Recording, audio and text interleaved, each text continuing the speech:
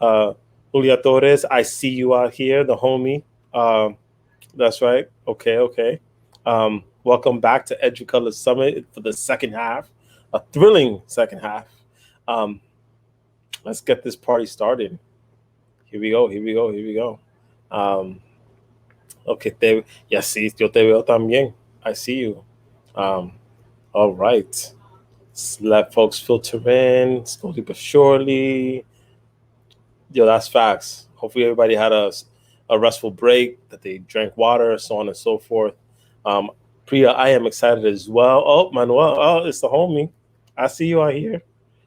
Look, look at the yellow avatar. I see you. That's So, like Kudo Nation in the building. Hydration Nation.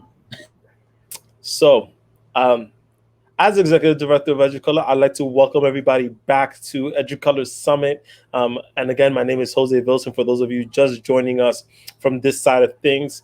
And I see you, Susanna. Thank you so much, Hydration Nation.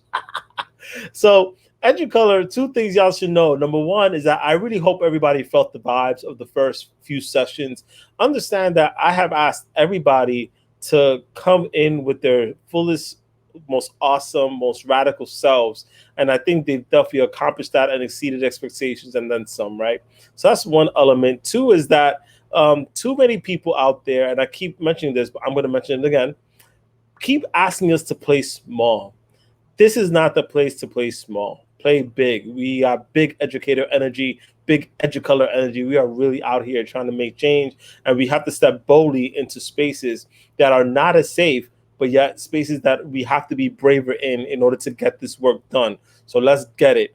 And of course, I should also mention too that we are not just a national organization. We are also an international organization because we have representatives from Canada here too. But then in addition, we are a global, and now we are an intergalactic organization because of who we have joining us from Space Camp over here. I'd like to introduce everybody who's going to introduce the keynote speaker for this hour, Gerardo Muñoz.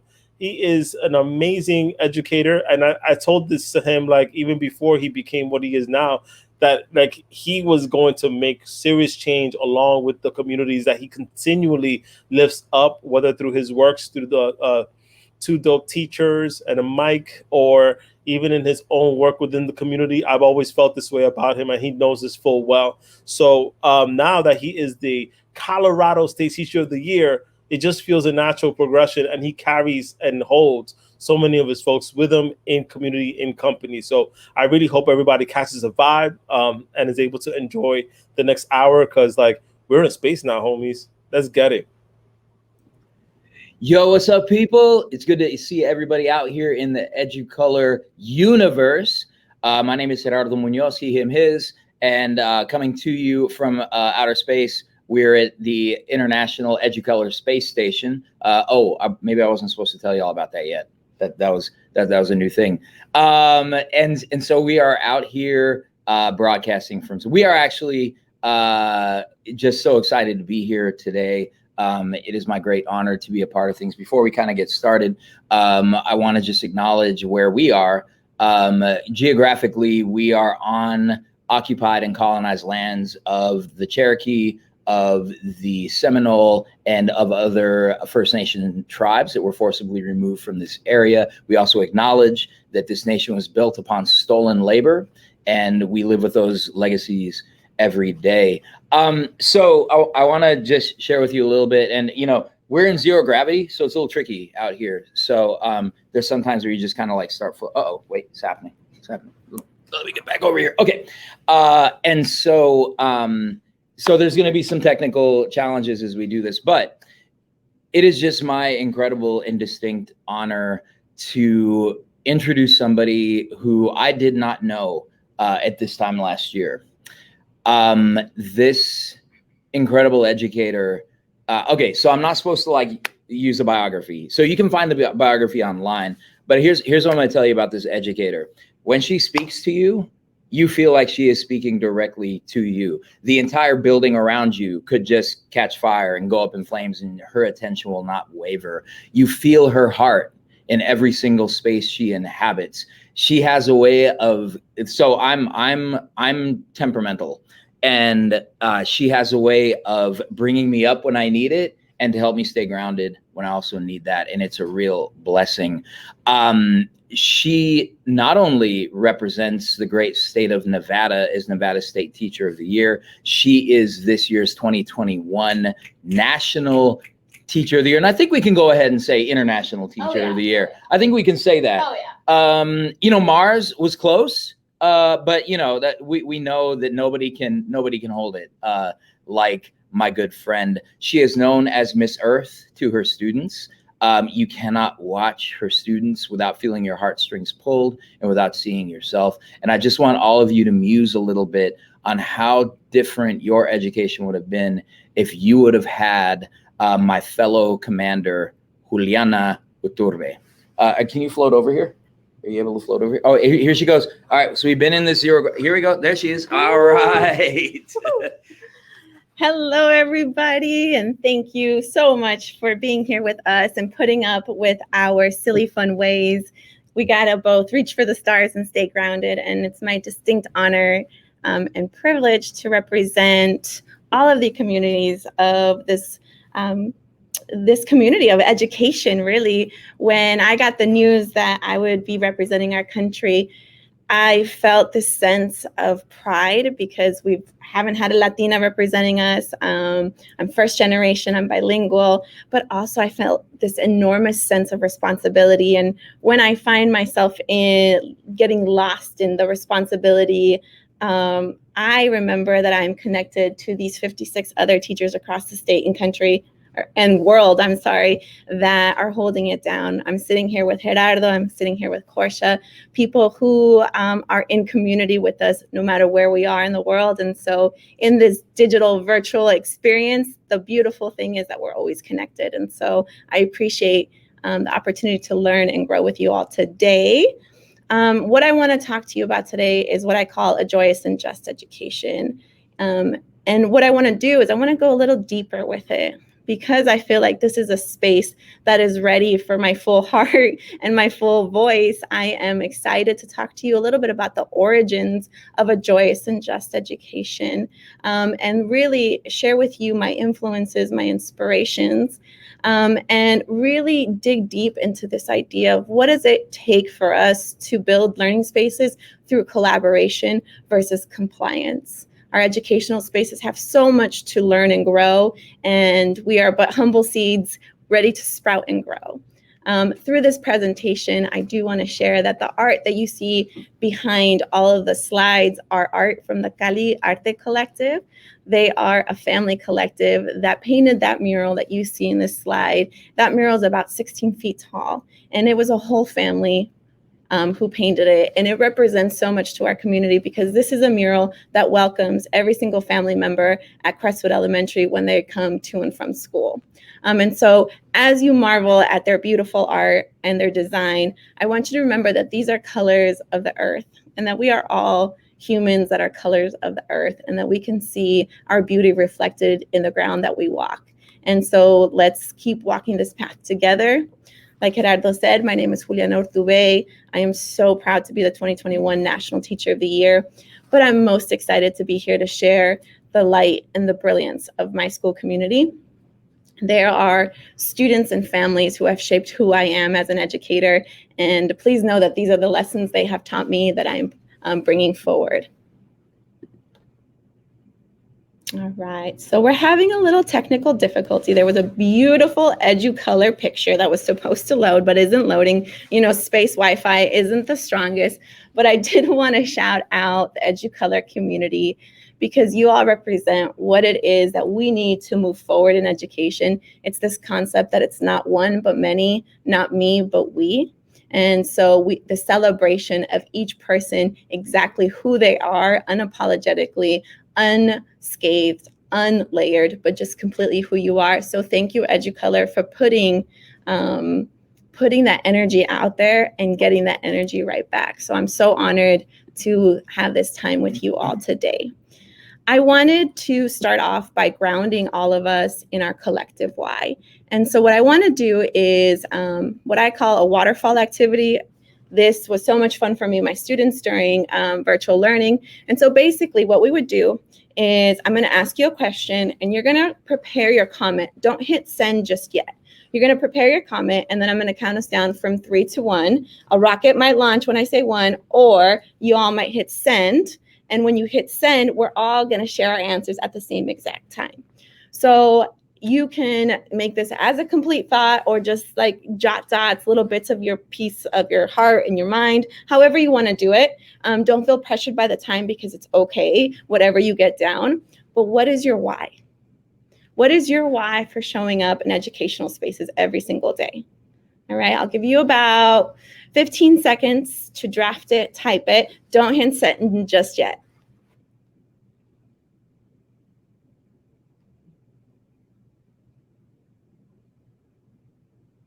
Man, space is quiet. Space is so quiet. All right, here we go. We're going to drop it in 3, 2, 1, go.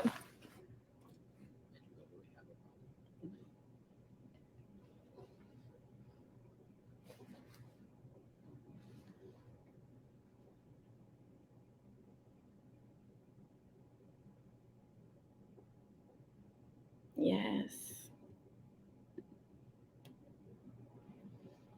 Younger self. That's beautiful. Yes.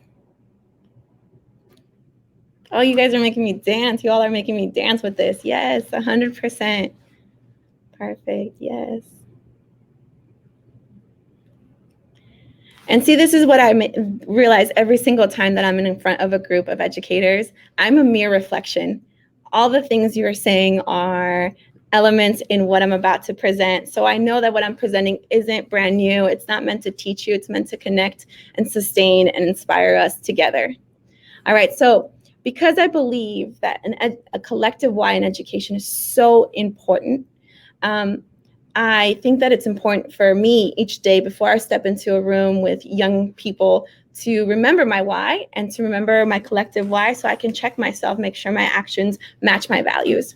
The next thing I want to talk about is what is the origin of your why? Where does your why come from? I'll give you about 10 seconds and then we'll drop it in together. And while you all are thinking, I'm going to show you where we are. So you all can see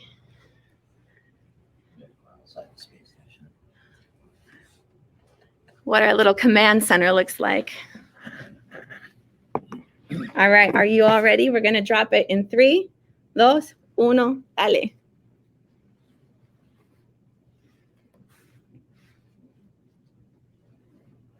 Mm-hmm.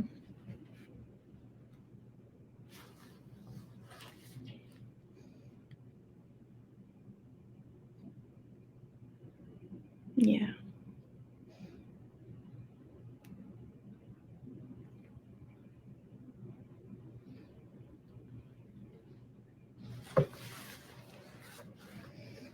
Thank you all for being vulnerable, for sharing, for helping us get grounded. Today, my presentation is going to explain my why and the origin of my why. Part of what I wanted to share with you is that although we're educators and we're constantly in educational spaces, I think a big inspiration, something that has sustained and pushed me, is to be connected to grassroots organizations and work wherever I may be. And that is where I find sources of strength and courage. I think about the CIW, the Coalition of Immokalee Workers, who are farm workers who are trailblazing what it means to have workers' rights, what it means to have community rights. I think of my dear friends at Puente, Arizona, who are working to stop the deportation of all people and fight criminalization, meaning that nobody deserves to be deported. I'm thinking about liberation movements and abolitionist movement. And recently I've been reading a book that's called We Do This Till We're Free, Until We Free Us. And in the foreword, Naomi Murakawa speaks about Marime Kawa, where she talks about her work. she's referencing her work and how this person, this activist, refused to be a single star and refused to shine alone. And why would she be a star when she can make a constellation? And I think about that quote resonating so much with me, because that's what we do. We build communities. We see the brilliance in our students and we build community. We see the brilliance in their families and we do the same. We see the same in our colleagues and the staff members at our school, and we do the same. This embrace of teachers is so critical. So I'm going to share with you all my story so you can see the sprout and where a joyous and just education framework came from. But just as importantly, so you can see my students reflected in my story. So I was born in Bogota, Colombia, and like so many of my students, my parents had to make that really difficult decision to leave our home country. During this time, there was a civil war, tension, violence, and my mother wanted to be able to give my sisters and I a safe upbringing. And so we migrated to the United States. When we got to the United States, my mother realized that it was time to send us to school. And the schools that were available felt unknown and unsafe and unwelcoming. And so my family's migration experience is so different than many within the Latinx narrative, within first-generation families, because I had access to citizenship. My dad was born in the United States. And so my family was able to migrate safely and with documentation. And I know that's a privilege that I hold, and it's a privilege that commits me lifelong to fight for migrant justice. Nonetheless, I can imagine sitting and standing in my mother's footsteps, feeling that lack of welcome. Her journey and her sacrifice propelled her forward. And so my parents made a decision to fight for my sisters and I to be able to have a school that honored who we were. And so they found a bilingual magnet program. But in exchange for admitting us, my parents volunteered to have music class in Spanish and teach Spanish class. And so while I am so grateful to my family for that advocacy, for putting themselves in vulnerable situations, for not being afraid of a no, I recognize that an equitable education is something all students should be afforded, and it's not something families should have to fight for. It's not that we can't fight for it, it's that we shouldn't have to fight for it, and that so many schools in this country are unable to greet us with our assets, to greet us with our gifts. They're not able to see it. They haven't built the spaces for it to be safe and to be received. And so that is why I'm committed to a joyous and just education. I think that one of the lessons that I do with my students that is really key to understanding this is we take as long as it takes. I'm a special education teacher, to dive into the science of what's inside of a seed. And so while we're doing this on a very physical plane, we're also doing it on a very metaphysical plane. And we're realizing by the time of the unit is over, we're realizing that a seed has everything it needs within it to be able to grow. And that ultimately it's the context, it's the environment that's going to show us how much we can grow and how much we can expand. But that a seed is powerful. Seeds have the ability, the knowledge to know where to send its shoots and where to send its roots because they have a connection to gravity. And so I think that it is so important to remind ourselves and the young ones that we work with every single day that they have what they need within them to be able to make the spaces that they so desperately need. Now, aside, I understand that we have resources that we need and there's very logistical things that we need. This is meant to be that we have the emotional connection to each other, that we have the ability to create this. And so what I define as joyous is different than happiness because happiness can be fleeting.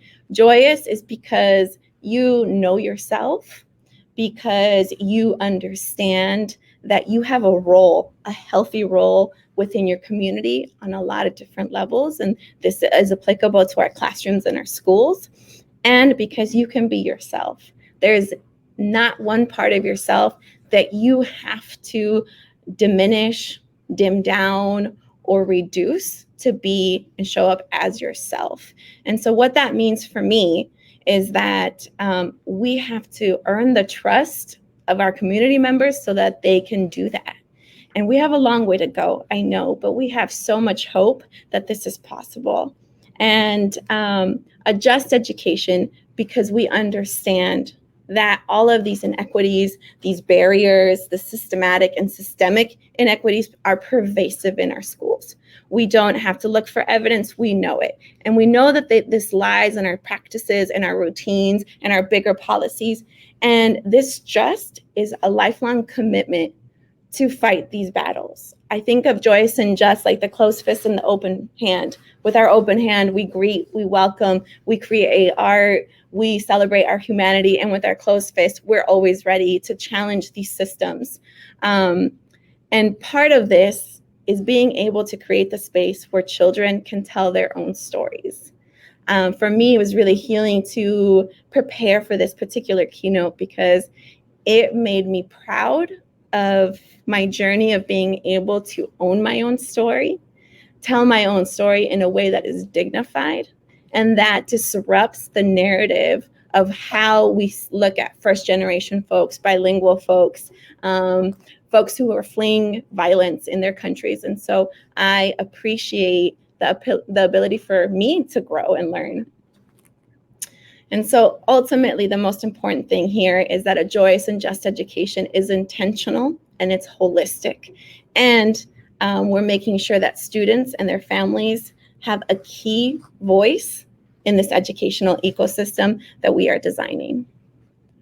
And so I want to share a few of the pillars that I have found to be very important. And I have to tell you that I didn't come up with these pillars. These pillars are things that I have learned in my life. There are things that I've learned being an ally to grassroots organizations. There are things that I have learned by reading about experiences that are different than mine. There are things that I've learned from listening to my family and my life partner share. But there are things that I was able to emulate in a garden program that I'll tell you about in a little bit. The first is inclusion. As a special education teacher, I understand that if I want my students fully included, I have to plan backwards and I have to make sure that I'm intentionally designing spaces where the folks who feel and experience the most marginalization are the ones who are welcomed the most.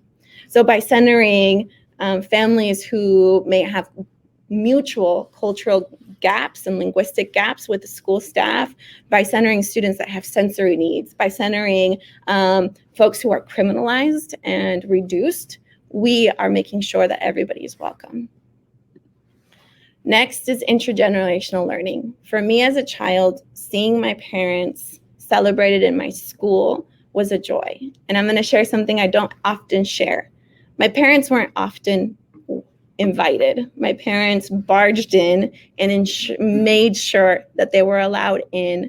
And while I love the advocacy in that, I recognize the privilege in that. And so I got something that a lot of people who look and have lived a similar experience haven't gotten, right? And I know the power of having intergenerational learning in a school or in a learning space, what it can really mean for people.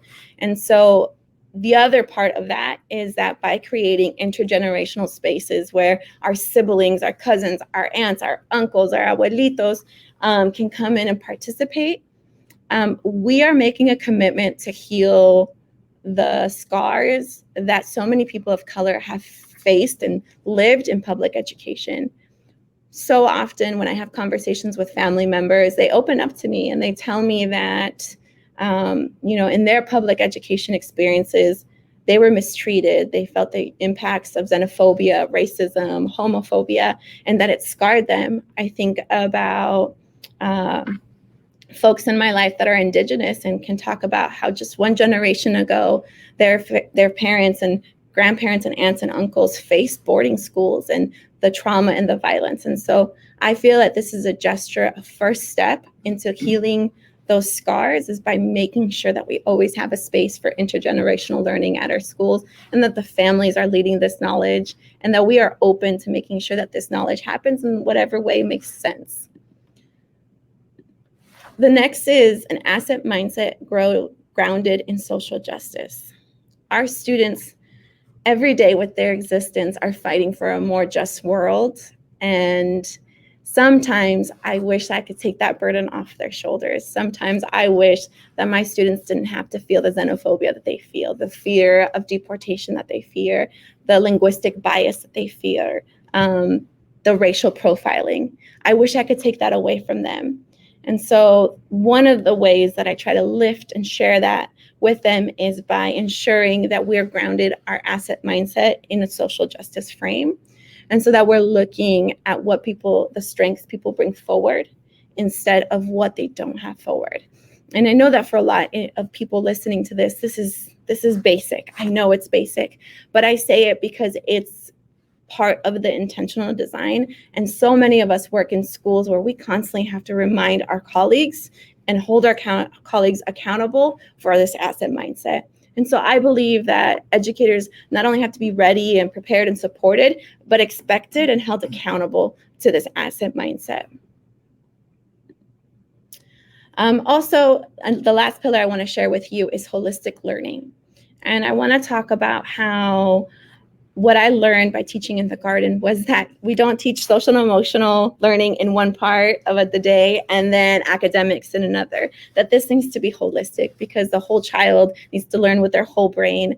And I really credit Zaretta Hammond for a lot of the work that she's done in bridging the world of neuroscience and neurolearning and racial equity. And so we know the impacts of racial bias on the brain. We know the impacts on our nervous system.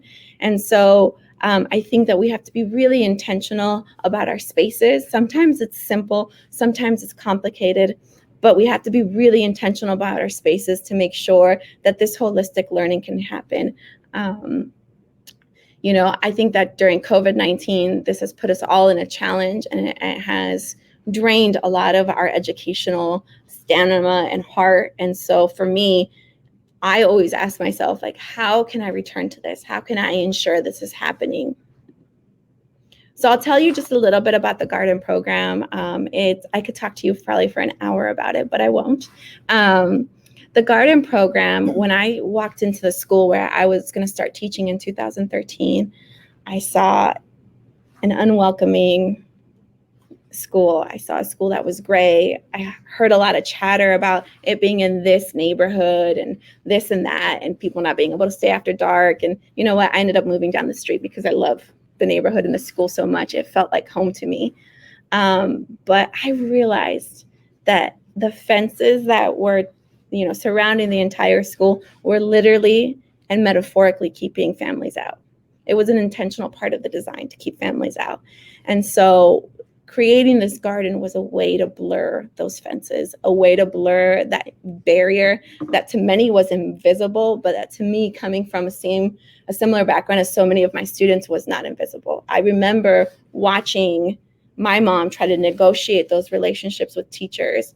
And I think about the privilege that my mother had with her education.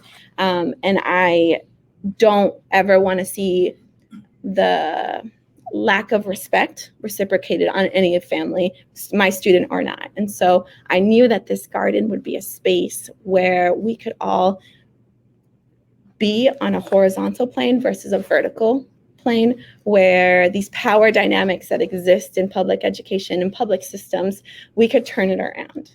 And by having a garden where everybody had a role, everybody's contribution was equally valued, it helped us create those relationships. I have colleagues who told me that before they were so intimidated to interact, and these are white colleagues who just didn't know how to interact with people of color.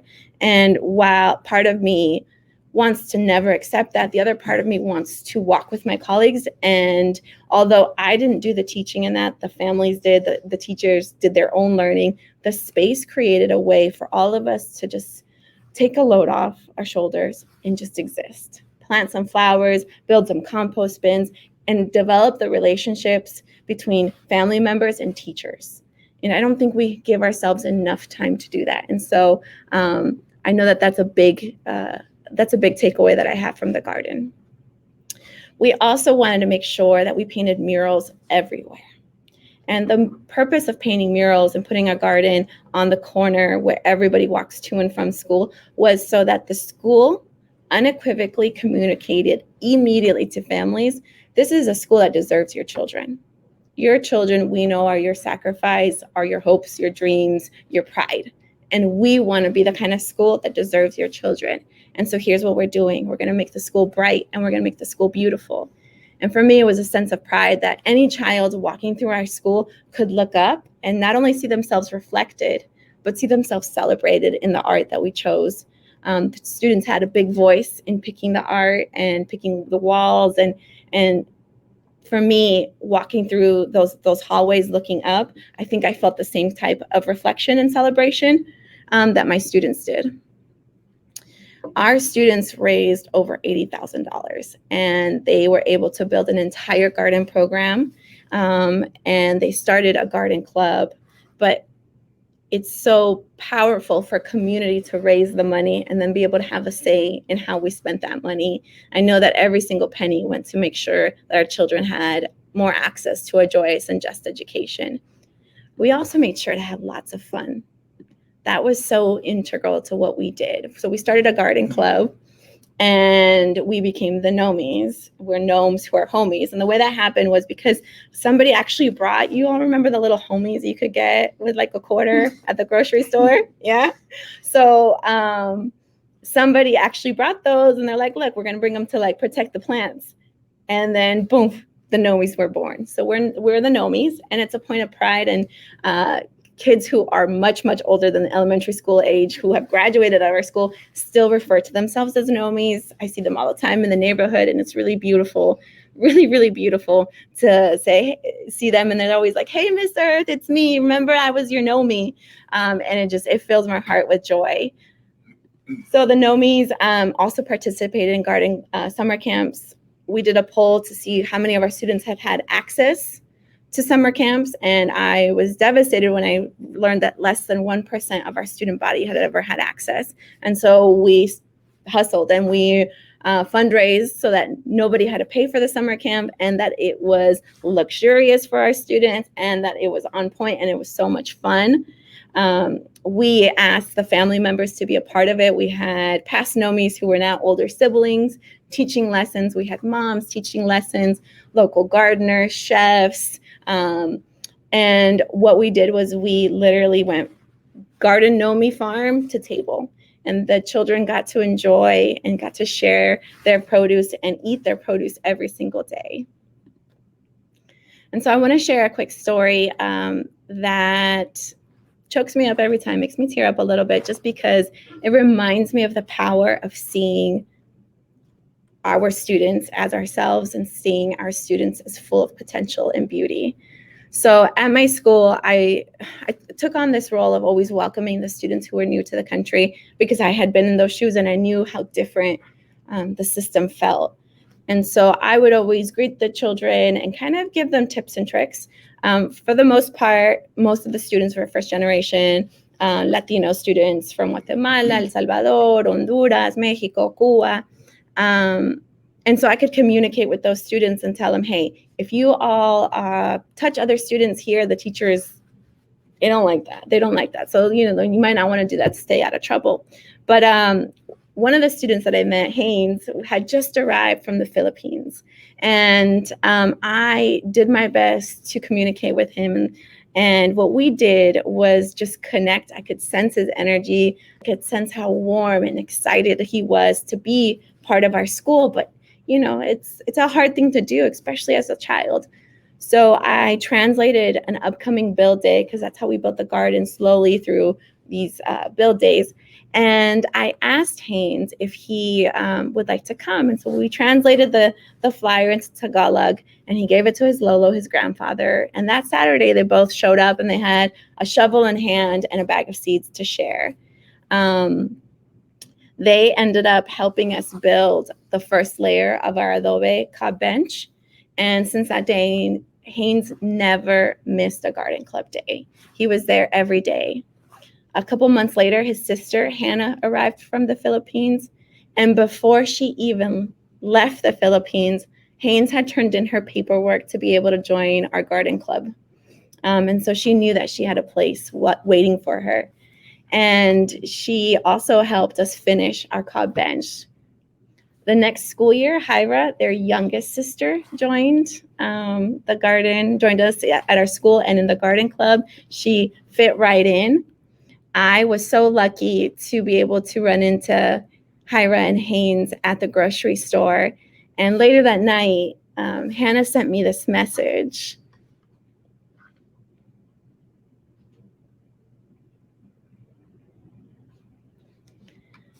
And my biggest takeaway from this is that the Gnomes in this garden was also my family. It was also my home. And I think we need to build spaces where teachers and educators can be brave enough to get the same amount of healing from the work that we do as that we are hoping to pass on to our students.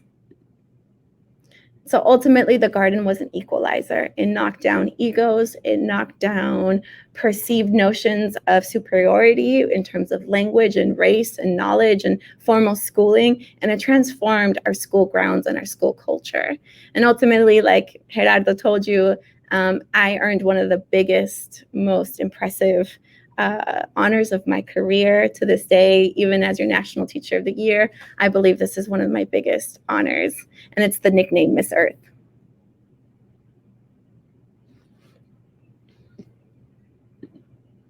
Oh. Every time I seen her, she always had a smile,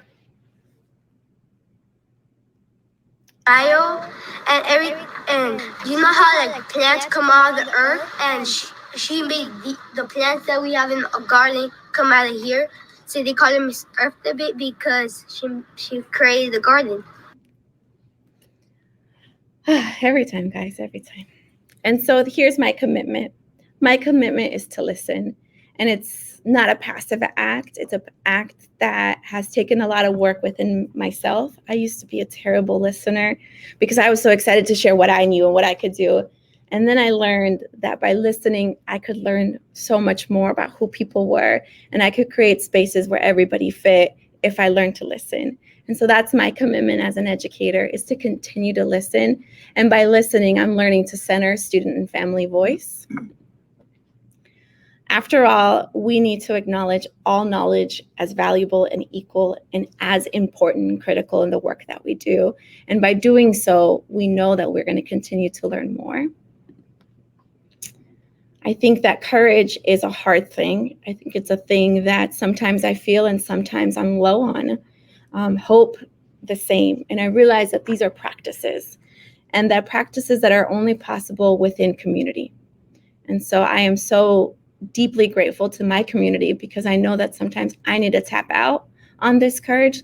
Sometimes the effects of racism weigh heavy on my soul, just like it does on yours. And so it is the courage to continue to lean on community and know that it's not me, it's we in this, and that with our hope, we'll get there. But most importantly, my commitment is to enjoy a disfrutar. I want to enjoy and celebrate the fruits of our labor, and know that my students know how proud I am of their growth and their commitment to be interconnected members of this community, to be people who can share their stories with dignity and with pride. And ultimately, a few reminders that I'm sharing with you all that are reminders to myself. And these are my roots. These are where my inspiration comes from. And the first is to continue to always connect to local grassroots organizations. We know we sustain ourselves, as Bell Hooks says, by building communities of resistance in places where we know we're not alone, and with the conviction that every single person has an ultimate right to freedom, and that by teaching, we can learn how to exert and how to practice our freedom. To know that what I do is small but mighty, that I am one grain of salt or sand, but I know that many people in many places who are thinking globally but acting locally are going to change the world. And we're creating spaces from the bottom up that are a reflection of our people, that are a reflection of who we are. And we're telling our stories without disrupting our dignity, but we are disrupting the narrative. And I'd like to credit my partner Olmeca with that beautiful mindset that he's taught me. And to remember that we are children the color of the earth. One of the most powerful things that I do with my students that fills me too is I ask all of my students in the garden to go find something that matches the tonality of their skin. And when they come back, we smell it, we observe it, we share it, and ultimately that we learn, just like the earth, that we are beautiful, and who we are gives nourishment to each other. And that groundedness is what allows us to do so. And after all, I do not have the power to transform the world, but I have the power to walk with people. And I know that education changes people and that what we do each and every day is incredibly critical. And so keep doing the work that you do. I am so grateful to know that I am in such community who is doing this work with so much dignity and pride. And I'll leave you with a message from my beautiful mother. She came to the school garden every time. And I think especially in this community, this is what gets me. I was able to give my mother the knowledge that everything that she did resulted in me being able to create the spaces where other mothers didn't have to feel that sense of unwelcomeness, right? It goes really deep. And I am so happy that I can share these tears with you all, because often I hold them in because I can't share them with everybody. And so thank you for letting me share my tears with you. And they're tears of pride and joy. Look at her smile, right?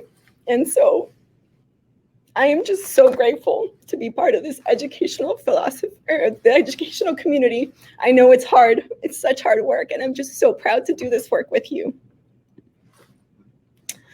Oh.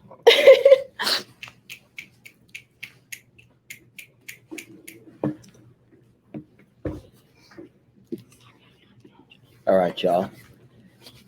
Let's man.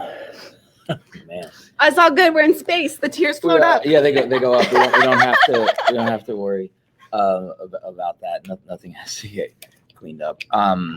So just some love for Juliana. This is incredible. And so, you know, as we kind of move into our pequeña plática con la Juli, I think it's so powerful to acknowledge this humanizing thing. And, you know, like so many of you, and, you know, as state teachers of the year, we've had so many conversations about this, about how hard things have been and the challenge of humanizing our work and rooting our work in community and in love and in joy. Juliana will tell you I struggle with the joy. No, you don't. But when I'm, this is one of the best moments I've enjoyed over the last few months, because it's real, and so just thank you, Juliana, for this. We are going to open it up for questions. I'm here. Portia's over there in the corner. We're trying to get her in here. And we're gonna do a little cameo. We're gonna do a little cameo. There's our sister. Hey. That's our sister right there. I always like to say that Portia is Remy Ma to my Fat Joe, right? And that's what we have. So we have a question from Miss Sakia Jackson. Ms. Earth, what other things have you seen as equalizers in this work? Thank you for sharing so much about your garden. Well, thank you. I think one of the things that is powerful is building community with folks who don't get it just yet, enough to show them what humility will do, what being humble will do. In my culture, being humble is really important. And the older I get, the more heartbreak I feel, the more trauma I experience, the more I realize that humility is because we're creating space for others. When people don't experience humility, and sometimes that shows up as them not being aware of their privilege, that shows up as insensitive, unintentional microaggressions, it's because they haven't been taught to be humble and to create spaces for others. And so I think that I do that subversively with folks who don't get it, right? But I also understand that wokeness doesn't give me a right to judge other people, right? And if I'm going to take this charge as an educator, when I can, I'm going to educate others. And when I can, I'm going to step in. But I know that we do that in community. Thank you. And, you know, we've witnessed this firsthand. the way Juliana is able to bring people in and cause them to reflect. You just can't, like, she's a disruptive and grounding presence all at the same time. In a calm and composed way. In a calm and composed way, Portia is adding. Portia, do you have any, or do we have any other questions? I don't see any other questions in the chat just yet. Portia, do you have any questions you want to throw Juliana's way?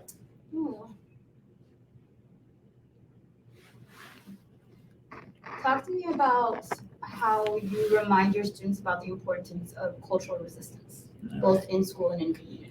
So if you didn't hear the question, Portia asked her to talk about how she, like, it's a loaded question. No, it was a great question. How she asks her students to think about cultural resistance in school and outside of school. So how do you ask your students to think about cultural resistance inside and outside of school?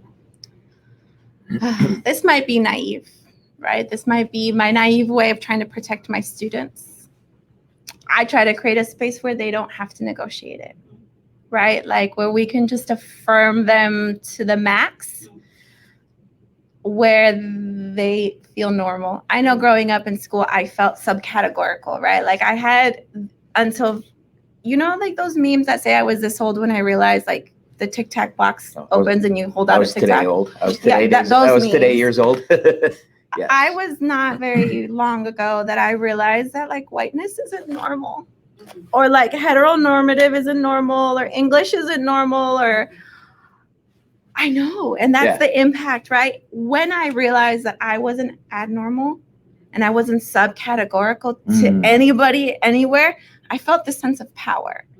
And so I think that when I realized that as an educator, I try to create spaces where I constantly was just making sure my students knew that there wasn't a normal, especially as students with learning and thinking differences. So I think that what we do is we reflect them. We show them that who they are is wonderful. It helps that I speak Spanish, that I migrated like so many of my students, but that we spend enough time to know their stories. So one of my students who I learned the most from, and if you happen to see the CBS announcement, it was a kid who said that I really care about economical change. He meant emotional change. I mean, you do care about economical change, but do we? Yeah, I mean, we like we care about radical investment. That's what I'm saying. That's what I'm saying. That's what I'm saying. Yes, resources. We care about resources, but what he meant was really that. I'm sorry.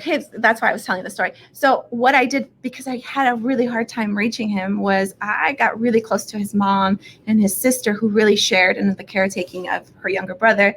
And I just got interested, and I started learning about who he was outside of school, and I started bringing that into school. And so I think that it's the patience to learn the stories that will help us reflect our students. And so there's no easy answer, but I think sometimes just creating, I think our students deserve school to be a safe space where they don't have to negotiate that, right? Especially our younger students, because I work with elementary students.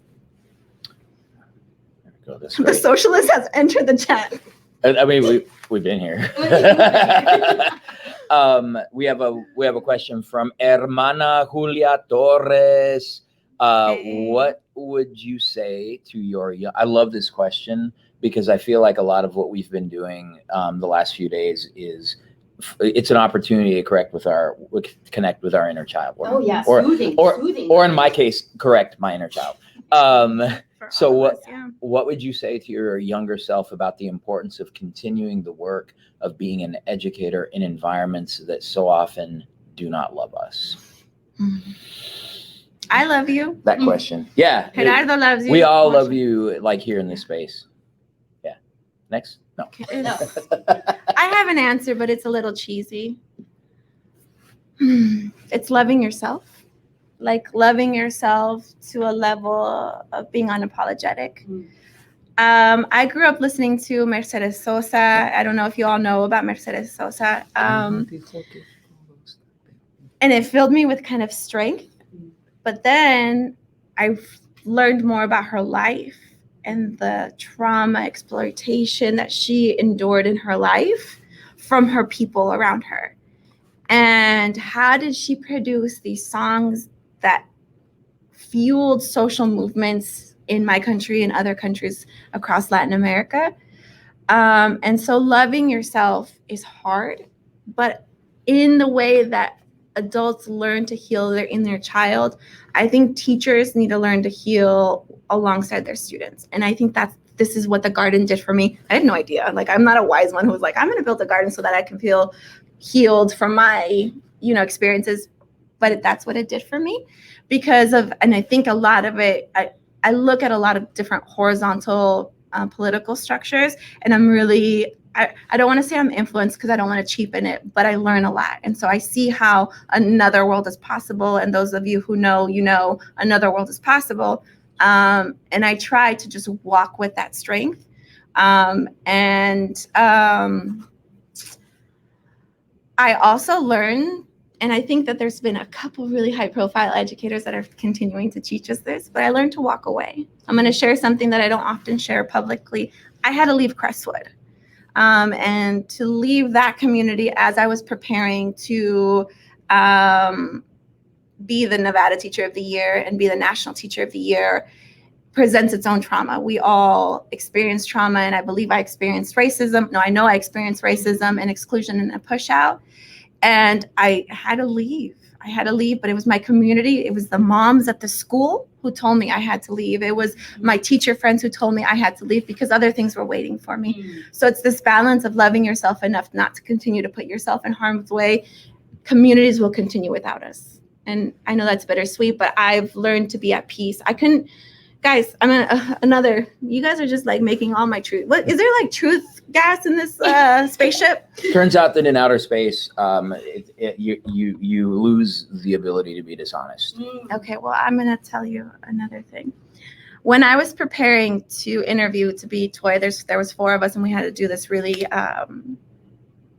arduous presentation and interview. Part of it was delivering a keynote. I broke down. I couldn't do it because I was trying to move forward without healing the fact that I had left the Crestwood community that I grew to love and still live in today, and still am friends with the moms. And I was telling Portia this morning about how those moms have stepped up for me in my times of need. And I broke down. I broke down because I hadn't dealt with the stress and the trauma that I had because I left that community physically, right? I'm still like as a teacher, but I think it's also being really real with ourselves. And so I know that right now so many teachers are feeling pain and burnout and stress, and it's all these systemic things that are happening. And so I'm just sharing my heart. Yeah. Hey, look what says here. I feel like that. Like time. I feel like that means something. Oh, he's muted, so that's a good thing. So we the comments feel like church to me. Thank you. We just have people participating, particularly folks who are putting comments. And you are not cheesy. The thing says you are not cheesy. Yes. And there's one I wanted to really put out there. Allie Collins, thank you for putting out. This is true for high school students as well, and for educators and their families. All of us deserve to feel safe and not have to navigate. And that just echoes the movement that Dr. Bettina Love is speaking for as well, which is we need to do more than just survive. And so closing out, I am Gerardo Muñoz. This is Juliana Urtubey, Miss Earth. And over there is Portia Hassan. I think we need to get back to the station. I think so. We do. Mission Control is calling us. Mission Control is calling us. We're gonna launch some rockets and try to intercept billionaires on their way to colonizing planets. Which we will not allow. We're against intergalactic colonization. Thanks, y'all. All right, Jose's unmuted because he's like he cannot abide any more of this nonsense.